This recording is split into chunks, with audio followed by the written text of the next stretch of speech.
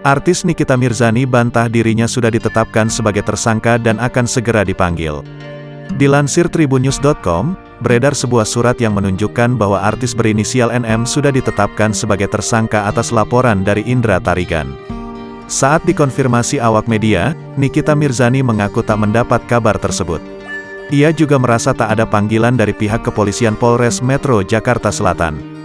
"Nggak ada panggilan, sama sekali," kata Nikita Mirzani di kawasan Jagaraksa, Jakarta Selatan, Sabtu, tanggal 26 Juni tahun 2021.